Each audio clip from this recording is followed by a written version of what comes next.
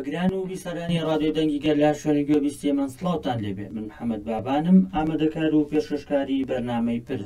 پرسیەم جارشمان تایبەتە بە کۆمەڵکوژی هەولێر و سیاسەتی خیانەتکردن لە کورد لەلایەن پەدەکەوە. بۆ قسەکردن لەسەر ئەم پرسەش میواداری ڕۆژنامەنووسێ من مامەدمان کردووە. هەواڵێ من بەخێر بێت. سڵاو هەواڵ محەممەد، سڵاو لە تۆ لە سەرجەم ئەوانەی کە ئێستا گوێمان گوێی لێمانە، سڵاو لە بەرخودانی گەریلەی ئازادی خواز. هیوادارم هەمیشە سەرکەوتوو بن وەک چۆن هەمیشە سەرکەوتوون. بەڵێ زۆر سپاس. سەرەتا سەری ڕێز و نەوازش بۆ تەواوی شەیدانی ئەو کۆمەڵکوژیە دانوێنین وە دەستی خیانەتی پەدەکە و تەواوی هاوازەکانی ڕسووا و محکوومەکەین. سەرتاگەر بپرسم کۆمەڵکوژی هەولێر بۆ ڕوویدا، ئامانجەکانی ئەو کۆمەڵکوژی بۆ لەو کاتەدا ئەم کۆمەڵکوژیە؟ جارێشتر سڵاو، دیارە پێم وایە ئەم ڕۆژی زمانی کوردیە، خۆشحاڵین کە بەم زمانە شیرینە ئێستا ئێمە ئەم دیدارە ساز دەکەین و ئەم زمانەی کە هەمیشە نامرێت و ئەمڕۆ یەکێکە لە زمانە هەرە باش و بەهێزەکانی دنیا لە ڕیزبەندی زمانە پێشکەوتوەکانی دنیاە. زمانی کوردی کۆمەڵێک لە هەزە لە خۆ دەگرێت، 96,000 لە خۆ دەگرێت لە کاتێکدا ئەم زمانێک ئینگلیزی کەمڕۆ دنیای تەنیوە 4,000 بەڵام زمانەکە ئێمە نزیکەی 100,000 ئەمە جێگەی فەخر و شانازیە کە ئێمە بەم زمانە داخفتین، قسە دەکەین، خۆشویستین دەکەین، بەم زمانە بە نیشتیمانەکەمان دەڵێن خۆشمان، بەم زمانە دەڵێن نیشتیمان خۆشمان دەوێت، بەم زمانە دەڵێن بژی ئازادی، بەم زمانە دەڵێن ئازادی بۆ سەرکەوتن بۆ گەریلەی ئازادی خواست. ئەمە جێگەی شانازی زمانەکەی ئێمەیە کە بەم زمانە خۆشویستین دەبەخشێنەوە. سەبارەت بە پرسەکەی کە بۆچی ئەمە دروست بوو ئەم خیانەتە، دیارە بەداخەوە مێژووی پەدەکە و ماڵباتی بارزانی پێش ئەم ڕووداوانش هەر بە خیانەت دەستی پێکردووە، هەر لە کارەساتی هەکاری، هەر لە قیادە موقەتە، هەر لە با بڵێن تیرۆرکردنی بنەماڵی حەمەد ئاغای زێباری، فاخیر مێرگە سووری، ئیتر هەموو ئەوانەی تر کە یەک لە دوعا بەداخەوە دواتریش سیوێکی ئاب و سی ئابی شنگال و ئیتر هەموو ڕۆژێک چەرکیان خیانەتە کەەوە سووری بە لەشکی داگیرکردن. بەداخەوە لە مێژووی کووردا بیرەوەری تاڵمان هەیە و پەدەکەشی ڕۆژێکی بەدەرنیە لە خیانەت. ئێمە دەبێت قسە بکەین ئەگەر ڕۆژێک پەدەکە خیانەتی نەکرد ئەمە جێگەی سەرسوڕمان و تعجوبە، دەبێت بەرنامەیەکی تایبەتی لەسەر بکەین کە بۆچی ئەمڕۆ پەدەکە خیانەتی نەکردووە. دیارە بەداخەوە دوای ڕاپەڕین با بڵێن لە بەهاری 91 هەرزوو داگیرکەران و هەرزوو پەدەکە و ماڵباتی بارزانی کاوانەی ئەلکدار کراون بۆ لە باربردنی خەونی کورد. هەر لەسەر ئەم بنەمایە داگیرکەران باشووریان دامەزراند یاخود قبولی ئەم سیستەمەیان کرد بۆ ئەوەی کە هەروەک داگیرکەری تورک دەڵێت ئێمە بۆیە قبولمان کرد کە هەر بە مردوێتی لەدایک بوو و لەسەر ئەم ئەساسە قبولیان کرد کە ئەم پارچەیە ببێتە لێدان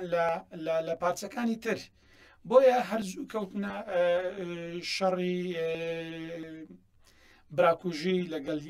یەکێتی نیشتیمانی کوردستان یەنێکە، دواتر لەگەڵ پەکەکە لەگەڵ گەریلای ئازادی خواست. بۆیە وەکو گوتم ئەم بەشەی کە دامەزرا خوێن و بەرهەمی 182,000 ئەمفال و 5,000 هەڵەبجە، هەزاران شەهید کە لە پێناو ئەم سیستەمە دامەزرا، لە پێناو ئەم هەرێمە دامەزرا، هەرزوو دوژمنان داگیرکەران هاتن لە باریان برد و هێلی خیانەتیش بەداخەوە قبولی ئەم لە باربردنەی کرد. بۆیە هاتن شەڕی پەکەکەیان کرد، شەڕی هزر و فەلسەفە و هێلی خەباتی ئاپۆچیان کرد، چونکە لەوە تێگەیشتون کە ئەم فکر و فەلسەفەیە نە خزمەت بە داگیرکەر دەکات، نە خزمەت بە خیانەت دەکات. بۆ ئەوەی ڕوبەڕۆی ئەم فکر و فەلسەفەیە ببنەوە هاتن دەستیان لەگەڵ دوژمنان تێکەڵاو کرد و تێگەیشت بوون کە ئەم ناوەندانەی کە لە باشووری کوردستان دامەزراون چ ناوەندی میزۆپۆتامیا بوو چ ناوەندی مانجی سووری کوردستان بوو چ ڕێکخراوی یەکێتی نەتەوەی دموکراتی کوردستان بوو ئەمانە خزمەت بە نیشتیمان دەکەن ئەمانە لە ڕووی زمانەوانی لە ڕووی هۆشیاری لە ڕووی شوناسی کورد لە ڕووی ناساندنی هەزار و پارچەیەکی کوردستان خزمەت بە کورد دەکەن و خزمەت بە شوناسی کورد دەکەن بۆیە داگیرکرد و ئەوانەی کە پەتەکە لە هێلی خیانەت و داگیرکاری گەیشتە ئەو باوەڕەی کە ئەگەر ئەم میزۆپۆتامیا و ئەم ڕۆژنامەی وڵات و یەکێتی نێتەوەی ڕێکخراوی یەکێتی نێتەوەی بەردەوام بن لە کارەکانیان ئەوە گەلی کورد لە باشوور هۆشیار دەبێتەوە دژی خیانەت و داگیرکاری دەوەستێتەوە بۆیە هاتن هەرزوو پەلاماری ئەم بارەگانەیاندا ئەمە شەڵبەت لەسەر دەستی دەوڵەتی داگیرکاری تورکیا و بە فەرمانی مەسعود بارزانی چونکە هەموو ئەو کارە تیرۆریستیانەی کە دەکرێت لەلایەن کەسی یەکەمی حیزبەکانەوە دەکرێت لەلایەن خودی مەسعود بارزانی و کوڕەکانی هێرش کرایە سەر ئەم ناوەندانە یعنی ڕۆژنامەی وڵات کە یەکێک بوو لە ڕۆژنامە یان هەفتەنامە هەر باشەکان کە ئێمە ئەو کاتە تازە لە قۆناغی پێگەیشتن بوون یعنی لە ڕێگەی ئەم ڕۆژنامەوە هەفتانە لە هەولێر بمە کاتە یعنی تامەزرۆ بوون کە ئەم ڕۆژنامەی وڵات دەربچێت چونکە کۆمەڵێک بابەتی تێدا بوو هەم لەسەر ناساندنی پارچەکانی تری کوردستان هەم لەسەر فکر هەم لەسەر مەسلەی شوناسی کورد لەسەر هۆشیاری بۆیە گەنجانی هەولێر بە تامۆزرۆییەوە دەچون بەرەو ئەم ڕۆژنامەیە و هەموو ئەو ناوەندانەی تر مەسلەی ئەوەی میزۆپۆتامیا ئەوەی ڕێکخراوی یەکێتی نێتەوەی هەموو ئەمانە کاریان دەکرد لە پێناو هۆشیارکردنەوەی تاچی کورد لە پێناو پاراستنی شوناس و کەرامەتی کورد لە پێناو بەرەو پێشبرنی توانای گەنج یعنی ئەگەر من پێم وایە ئەگەر ئەم ناوەندانە بەردەوام ببان ئەمڕۆ حاڵمان بەم حاڵی ئەمڕۆ نەدەگەیشت ئەگەر ئەم ناوەندانە مابووان چونکە بە ئیمکانێتێکی کەم توانیان لە ماوەیەکی کەمدا پێشکەوتنی زۆر باش بەرچاو بێنن ینی دەیان موزیک و گۆرانی ناوەندی میزۆپۆتامیا چەندین هوەر و بەرهەمیان دروست کرد لەسەر خۆشویستنی هەولێر لەسەر خۆشویستنی کورد ئەم ڕۆژنامەیە چەندین خزمەتی کرد لە بواری زمان ڕێنووسی کوردی زمانی کوردی شوناسی کوردی ناساندنی مێژووی کورد دیرۆکی کورد و بەشێکیان کە کارمەندی پزیشکی بوون ینی باشە یعنی خزمەتیان کرد بە هەموو کورد بەبێ جیاوازی هەر کەسێک پێویستی بە چارەسەر هەبووە ئەوان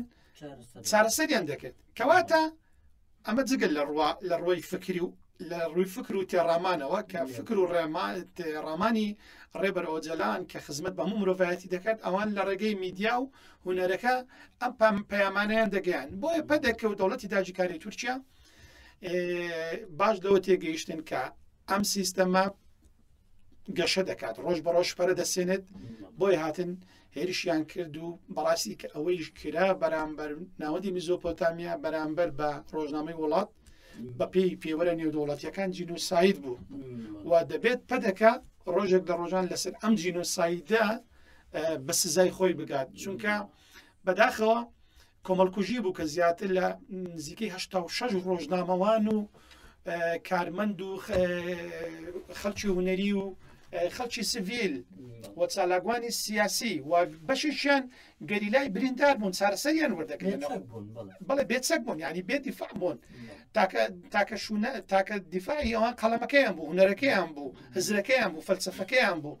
بۆیە ئەگەر ئێمە بچینە خانەی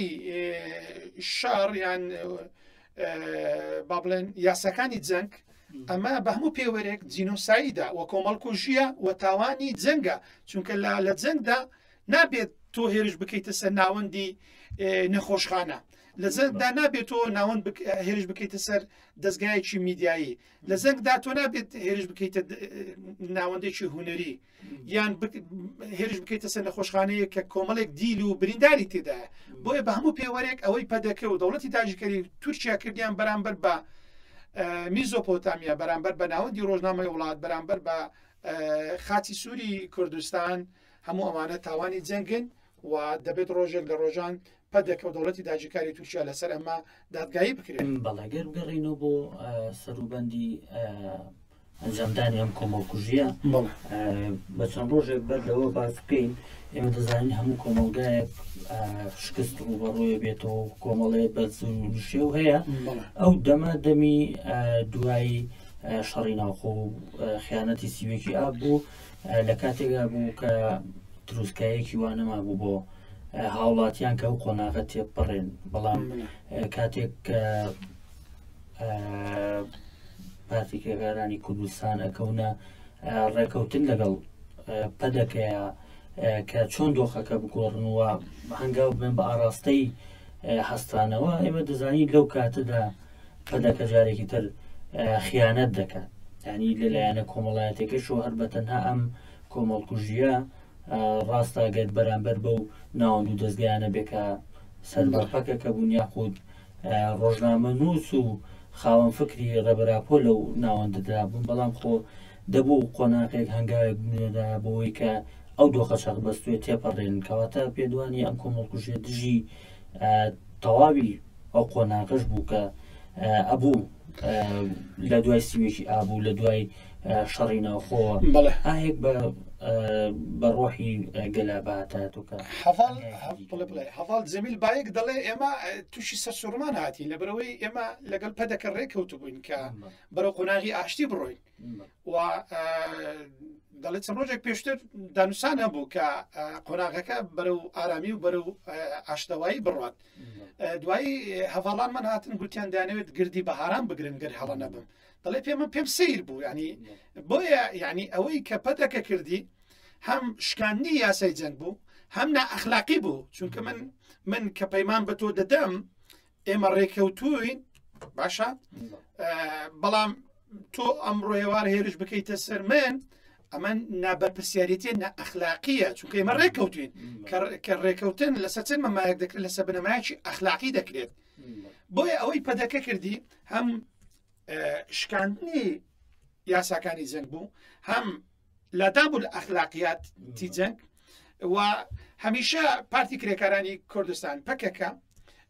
دوای ئەوەی کە یەکێتی و پارتی یەنەکە و پەدەکە لەسەر بابلێن شتە مادیەکان بوو بە شەڕیان تەمان شەڕی ناوخۆ شەڕ براکوژی لەسەر فکر نەبوو، لەسەر فەلسەفە نەبوو، لەسەر بەرژەوەندی خەڵکی کوردستان نەبوو، لەسەر خاک نەبوو، لەسەر شوناسی کورد نەبوو، بەڵکو لەسەر داهاتی ئیبراهیم خەلیل بوو. باشە پەدەکە و ماڵباتی بارزانی ویسیان دەست بەسەر داهاتی ئیبراهیم خەلیل دابگرن. بۆیە شەڕەکە لەسەر ئەمە بوو و لەولاشەوە بۆ پاراستنی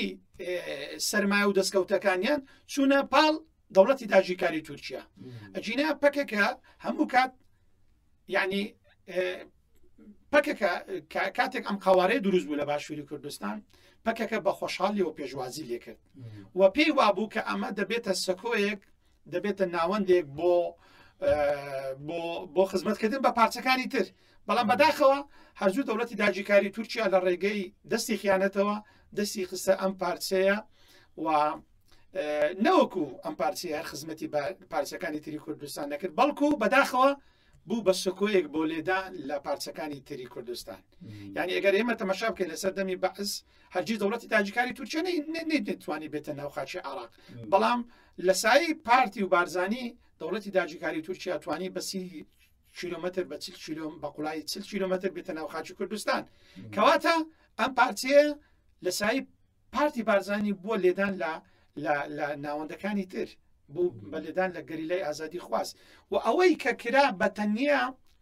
لێدان نەبوو لە ناوەندێکی هوەری میزۆپۆتامیا و خاتی سووری کوردستان و ماجی سووری کوردستان و ڕۆژنامەی وڵات، بەڵکو لێدان بوو لە شوناسی کورد، چونکە ڕۆژنامەی وڵات بە تەنیا ڕۆژنامەیەک نییە کە لەلایەن پارتی کرێکارانی کوردستانیان لەلایەن چەند ڕۆژنامە نووسێکی گەریلای ئازاد سەر بە پەکەکە دەرچوو بێت، بەڵکو ئەمە شکۆی کورد بوو، ئەمە ناوەندێک بوو خزمەتی بە کورد دەکرد. کەواتە لێدان لەم ناوەندانە لێدانە لە کورد، لە شوناسی کورد، لە دەستکەوتەکانی کورد، لە هەیبەتی کورد. بۆیە بەتەنی ئەمە شەڕێک نەبوو بەرامبەر بە پەکەکە بڵێن وڵایی ئەمە ناوەندێکی پەکەکە بوو کە زۆر جار ڕەوایەتی بدەدەن پەکەکە چ دەکات لە ئێرە ئەمە یعنی ڕەوایەتی دەدەن لە کاتێکدا پەکەکە وەگەریلای ئازادی خواست هەموو خاکی کوردستان بە ماڵی خۆی دەزانێت و لە هەر کوێ کوردێکە بێت ئاما پەکەکە نهاتووە بڵێ کاکە زەحمە نەبێ وڵی تۆ دەبێ بەشێکی لە داهاتی ئیبراهیم خەلیلم دەیتێ پەکەکە نهاتووە بڵێ وڵی کاکە من کورسی پەرلەمانی کوردستانم دەوێت پەکەکە نهاتووە بڵێ من پۆستی جێگری سەرۆک وەزیرانیان سەرۆکی حکوومەتم دەوێت پەکەکە هاتووە میزۆپاتامیا هاتووە مانگی سووری کوردستان هاتووە ڕۆژنامەی وڵات هاتووە خزمەت بە کورد بکات خزمەت بە شوناسی کورد بکات خزمەت بە ناسنامەی کورد بکات خزمەتی هونەری بکات خزمەتی زمانەوانی بکات خزمەتی ڕێزمانی کوردی بکات خزمەتی میدیای کوردی بکات باشە بۆیە ئەوان هاتن وەکو گوتم لە شکۆی کوردیاندا و خۆشبەختانە ئەوان پارتی کرێکارانی کوردستان گەری لێ ئازادی خواست یەکەم کەناڵی کوردی ئاسمانیان دانا لەسەر سەرڕای ئەوم خراپی ئیمکانێتیە لە 95ەوە مێت تیڤی دانرا مێت تیڤی دانرا لە کاتێکدا لە باشووری کوردستان لە دوای ساڵانی 2000 ئەوسا کەناڵی ئاسمانی دانرا یەکەم کەناڵی ئاسمانی کوردستان بوو کە تەنها با بڵێن ئۆرگانێکی ماڵی بارزانانی بوو هەندێک بەنامەی تەرفیە بوو خزمەت بە ماڵی بارزانانی دەکرا و لەو لاشەوە لە ڕێگەی بەنامە تەرفیەکانیان خەریکی چاواشەکردنی خەڵکی باشووری کوردستان بوون بۆەوەی خەڵکی باشووری کوردستان ئاگای لە سیاست نەبێ ئاگای لە دنیای دەرەوە نەبێت تەنها چەند بەنامەیەشی تەرفیهیان دەکرد لەو لاشەوە هەواڵەکانی ماڵی بارزانیان بڵاو دەکردەوە بۆی ئەوان تێگەیشتن لەوەی کە ئەگەر ئەم ناوەندانە بەردەوام بێت و یەکەم کەناڵی ئاسمانی پەکەکە دایبنێت ئەمە دەبێتە مەترسی بۆ سەر ئەوان وەگەلی کورتۆشار دەبێتەوە دژی ئەم خیانەتی ئەوان دژی ئەم داگیرکاری دەوەستێتەوە بۆیە ئەوان هاتن لەم ناوەندانەیاندا بەڵێ لەم خیانەتەدا یاخود لەم کۆمەڵکوژێدا ئێمە دەزانین نزیکەی 20 ڕۆژنامە نووس هەبوو کە شەهید بوون پرسەکە لێرەدا بۆچی تەواوی ئەو خیانەتانی کە ڕوو دەدات و دەستی بنەماڵی بارزانانی بە تایبەت تێدایە و یاخود ڕۆڵی سەرکی تێدا بینن دەبین هەمیشە ڕۆژنامە نووس دەکرێتە ئامان نەماڵی بارزانانی ئەوان لە ئازادی دەترسێن ئەوان فۆبیان هەیە بەرامبەر بە قەڵەم باشە یعنی ئەوان دوو جار ترسیانە بوو لە ڕۆژنامەی وڵات جارێکیان لەبەر قەڵەمەکەی جارێکیان لەبەر فکری و فەلسفەی ئاپۆیی بۆیە ئەوان ئەمەیان بە ئامانز کرد و هەمیش ئەوان بەردەوام ئەم فۆبیایان هەیە ئێمە دوای 27 ساڵ هێشتان ماڵی بارزانانی ئەم فۆبیا بەری نەداون سیر دەکەین لە 1970 ئەمە دەکەم بەرامبەر بە ڕۆژنامەی وڵات بەڵام لە 2010 لە 2008 سۆرانی مام محەممەد تیرۆر دەکەن لە کەرکک و لە 2010 سەدەر عوسمان تیرۆر دەکەن واتە ئەو چرکەیە کە ئێمە و تۆ قسەی تێدا دەکەین ئەمڕۆ 15/5/2024 ئەوان ئەم فۆبیایە بەری نەداون ترس لە ئازادی بەری نەداون ئێستا سلێمان ئەحمەد لە زیندانە لەبەرەوەی بە کامیراکەی بە قەڵەمەکەی خزمەتی بە کورد دەکرد و وێنەی ئەم داگیرکاریەی ئەم کەوە سوورەی بەرلەشکری داگیرکەری پارتی بارزانانی لە ڕێگەی ڕۆژنامەی ئاژانسی وڵاتەوە بە کورد و بە دنیا دەناسان بۆی ئەوان هەمیشە ئەم فۆبیایە لە ئازادی بەری نەداون و ئەوان هەمیشە ترسیان هەیە لە قەڵەم بۆیە ئەمڕۆکە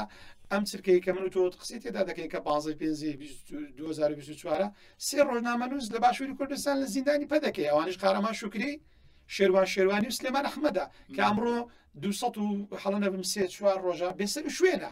کەواتە ئەوان تا ئێستاکە فۆبیانەیە لە ئازادی وە سەرڕایەوە کە فۆبیانەیە لە قەڵەم و لە ئازادی دەیان جاریتر فۆبیان هەیە بەرامبەر بەو قەڵەمانەی کە لە فکر و فەلسفەی ئاپۆییدایە چونکەوان هەم لە فکر دەترسن هەم لە ئازادی دەترسن هەم لە قەڵەم دەترسن 27 ساڵ تێ بەڕێ بەسەر ئەو کۆمەڵکوژێدا تا ئێستا چارە نووسی بەشێکی زۆر یاخود بڵێن هەمویان تەرمەکانیان نەدۆزرانشی کە تەرمەکانیان دۆزراوەتەوە یاخود ڕانەگەێنراوە بۆ نمونە لە شوێنێک نێژراون تا ئێستا 27 ساڵ تێ بەڕێ هێشتا هیچ هەنگاوێک نەراوە بە ئاڕاستەی دیاریکردنی چارە نووسی ئەم قوربانیانە ئێمە لە کاتێک ئازاین لە ساڵی 2012 لەژێر لە دوای فشارە زۆرەکان وەزارەتی ناوخۆی حکوومەتی هەرێم دانی بۆ ڕاستێدانە کە بەڵێ ئەم کەسانات هەر هەمویان کۆمەڵکوش کراون یاخود شەید کراون بەڵام بەبێوە ئاماژە بە شوێنی ناشتنەکانیان بدات شاردنەوەی یاخود بێسەر و شوێنکردنی جارێکی دیکەی شوێنی ئەم قوربانیانە بۆچی ئەگەڕیتەوە وە بۆچی تا ئێستا دوای 27 ساڵ حکوومەتی هەرێم وەزارەتی ناوخۆ هیچ لایەنێکی پەیوەندیدار کاریان لەسەر ئەم کۆمەڵکوژیە نەکردو لەبەرەوەی ئێمە دەزانین ڕاستە 27 ساڵ تێپەڕیەوە بەسەر ئەم کۆمەڵکوژیە بەڵام تا ئێستا ئەم خیانەتە ئەم تاوانە تا ئێساش هەر خوێنی لێ دەسوڕێت بەڵێ هەڵبەت ماڵی هەمیشە ترسنۆک و ئەوانەی کە لە هیل خیانەتدان هەمیشە ترسیانەیە هەمیشە فۆبیانەیە بە ئازادی بە قەڵام و لەو چوارچێوەشدا ئەوان ترسیانەیە لە تەرمی پیرۆزی ئەم گەریلەیانە تەرمی پیرۆزی ئەم ڕۆژنامەوانانە و هەمیشە لەوە دەترسن کە تاوانەکانیان کەشف بێت چونکە هەمیشە ئینسانی ترسنەوە کە کارێک دەکات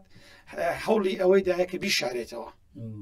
ئەوان کاتێک لە 4/5/2010 سەدەر عوسمان دەڕفێنن دواتر تەرمەکەی لە مووسڵ فڕێدەدەن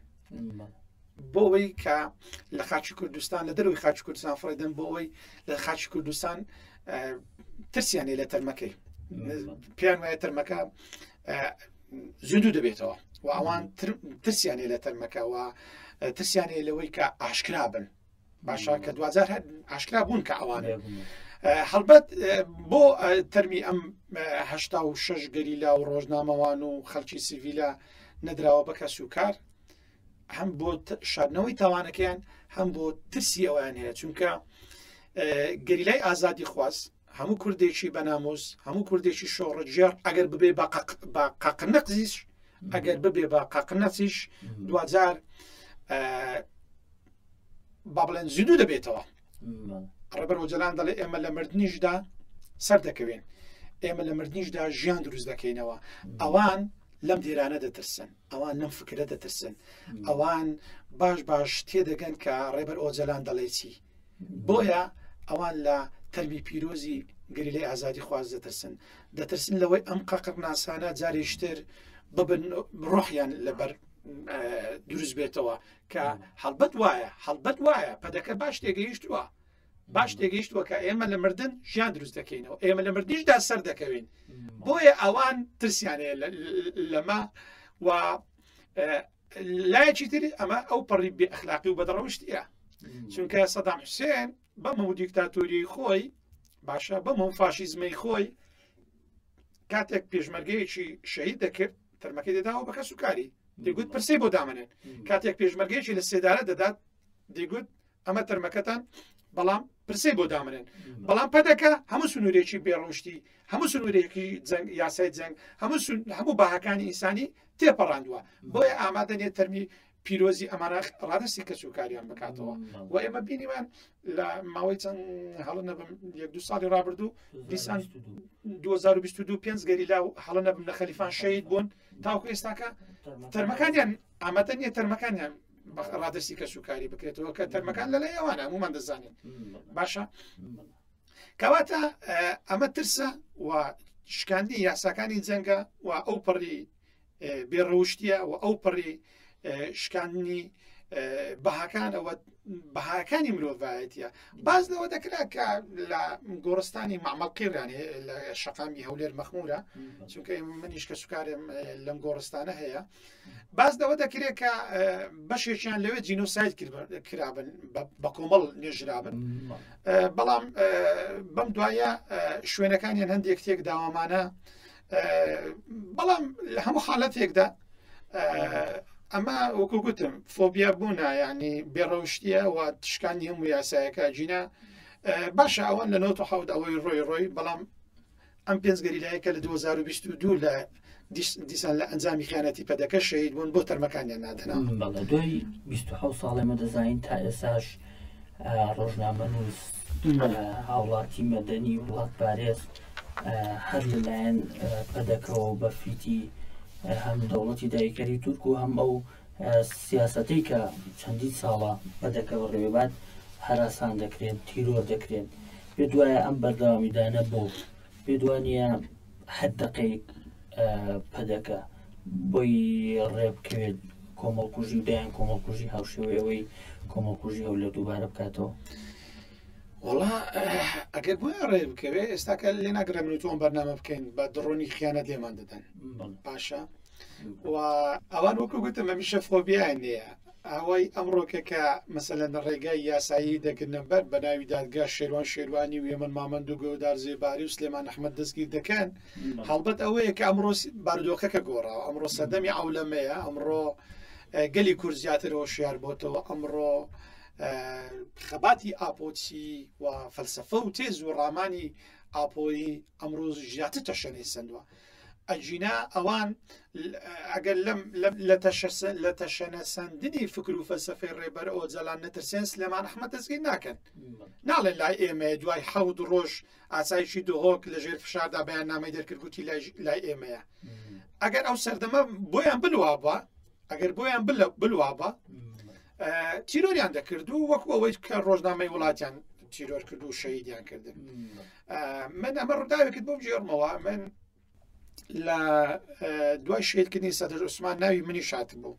ڕۆژێکیان ئارێز عەبدوڵڵا پەرلەمانتاری یەنێکە بوو لە پەرلەمانی کوردستان بینم گوتی ئەوە ناوی تو شاتووە لەم تیرۆرە دەزانی بەڵام مەترسێ وە دەزانم کە تۆ ناترسی بەڵام ئەمە ناکرێت جارێک دەزانی بۆ گوتی لەبەرەوەی ئەوان وایان دانابوو سەدەر عوسمان تیرۆر دەکرێت و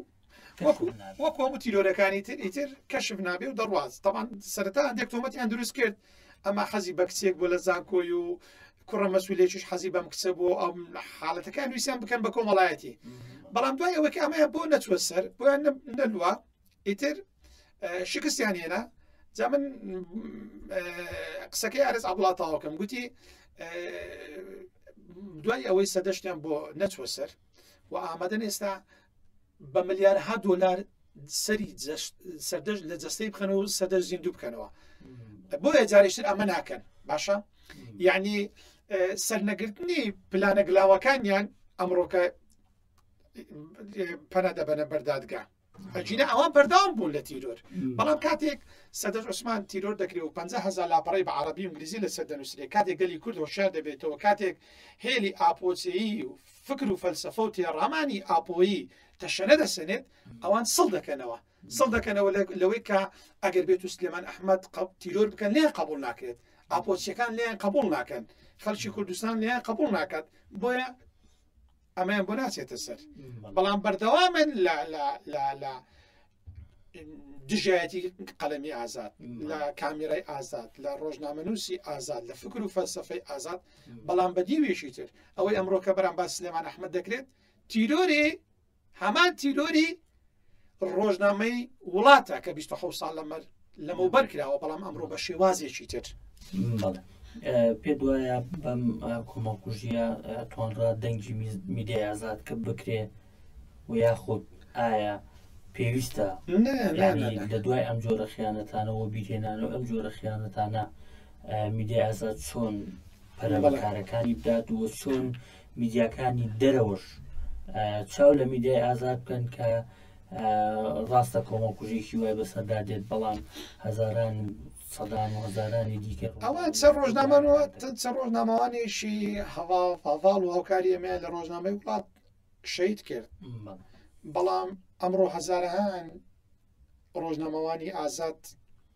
لە ناوەندەکانی ستێرێک ئاریان تیڤ ڕۆنایی مێت و کۆمەڵێک کەناڵی تری کەناڵی ئازادی خواسەیە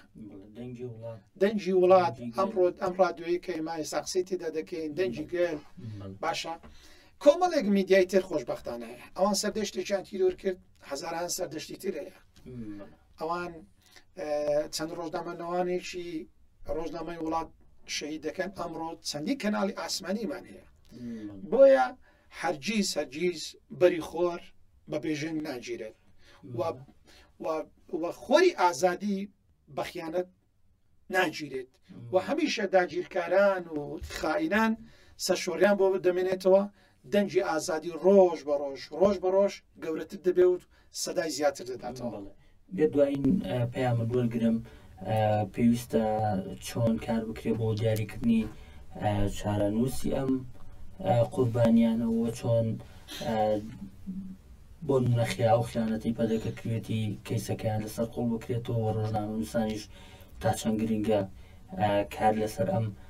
کەیسانە بکەن هەر بە تەنها لە ساڵیادەکەیدا نەبێ بەڵکو بەرداوام پێبن تا و کاتێکاتە بڵێ وڵا دەبێ ئێمە میادانە دەکەینەوە بۆ ئەوەی کە ئەمانە ئەم شەیتان و هەواڵ و هاوکارانە ئێمە لە هزری ئێمە دەمێنێت وە دەمانەوێت کە بۆ ئەم جیلە تازە بۆ نەوەی تازە باز بکەین کە لە دێروچی مێژووی پەدەکە ئەمە حاڵەکەیەتی داگیرکرد ئەمە حاڵەکەیەتی و بۆ مەسلەی ئێمە دەتوانین ئەم ڕۆژنا بەیانی کورد دەڵێ قەرز کۆن دەبێ ئەمە ناچێ ئێمە ئەم ڕۆژنا ساڵێکی ترنا 2 ساڵی تریژنا 10 ساڵی تریش لە دادگایەکی دادپەروەرانە دەوڵەتی داگیرکاری تورکیا و پارتی بارزانی دەبێت لەسەر ئەم هەموو تاوانانیان دادگایی بکرێن چونکە وەکو گوتمان ئەمانە تاوانی جەنگە و ڕۆژێک لە ڕۆژان بە سزای خۆیان دەگەن وەکو گوتم قەرز کۆن دەبێ ئەمە ناچێت و ئێمە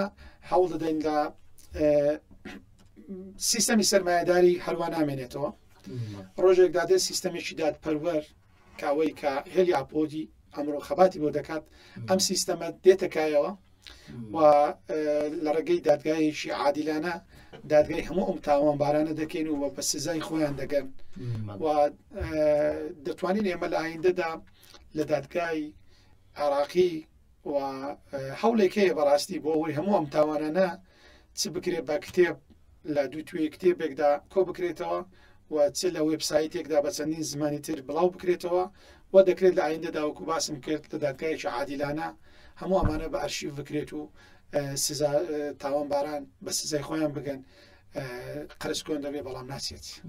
من مامن ڕۆژنامە دووبارە سواز بۆ ئەمە دەبێن من لە خزمەتی ئێوەدام بژی ئازادی هەرگیز دەنجی ئازادی کرد ناکرێت جارێشتر بە هیوای سەرکەوتن بۆ گەریلای ئازادی خوازکە لە پێناو شوناس و لە پێناو ناسنامە ئێمەدا تێدەکۆشن و جارێکی ڕۆژی زمانی کوردی پیرۆزە زمانی کوردی زمانێکی شیرینە جارێشتر بە زمانی کوردی دەڵێن بژی گەریلا هەمووتانمان خۆش دەوێت بەڵێ بەڕێزان زۆر سوال بۆ هێشتا کوێسە بیسەرمان بوون تا پرسێکی دیکە ئاسوودە بوو